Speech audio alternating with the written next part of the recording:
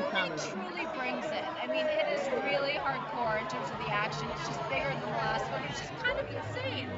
After I saw five, I was like, how are you going to one up this, Justin? Then I read the script and I was like, are you serious?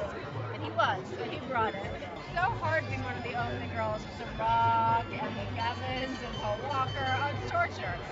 But actually, I'm one of many. It's me, Gal, Elsa was amazing, Michelle, and of course Gina Carano. So you can take them. Like, this reception's amazing. We will never expect something like that. I was like, I mean, we always do a lot of noise and everywhere we go, and we try to just get the people excited and that, because the most important thing for this franchise is this, is our audience, is the people who like us, is the fans.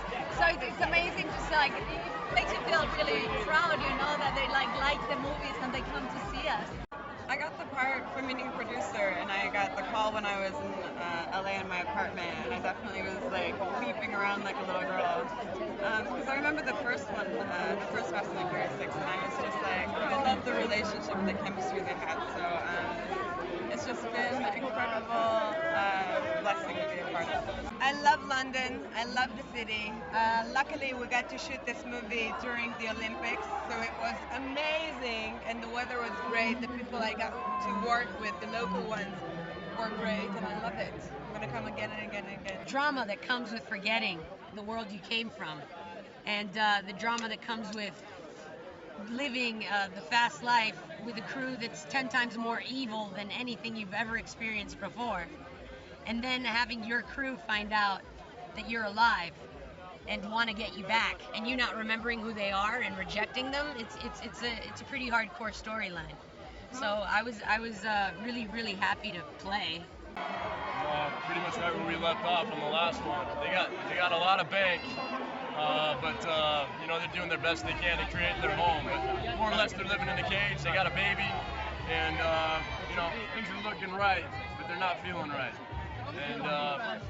And they get drawn out of their shell, you know, to go pursue, I think, something that was lost, something that's dear and near to them, and Letty. So that's when the pursuit begins. You know, it's just, it's one thing after another. You know, it's like we get into it, and we've got a pretty good rhythm, and I think that we've seen it all. But inevitably, there's like a new challenge always on the horizon we end up having to face. And you know, this time around, it was, you know, logistics, obviously, leaving homeland again, coming out here, mixing it up with the locals, and you know, trying to make it bigger and better in a way without trying to make it bigger and better. You know what? Listen, as a kid, long before I knew I was going to ever do movies, I would always look up to the Bruce Willises and Will Smiths of the world who were doing these big action stars, and they still were cool. Because it's one thing to look like you're flustered, but it's another thing to do some heroic moment and still look cool.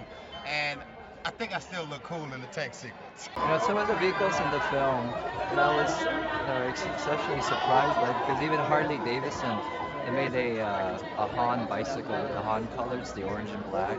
And then being able to be around all those amazing muscle cars, because I'm a big muscle fan growing up, it is a dream come true for a guy, a gearhead like myself.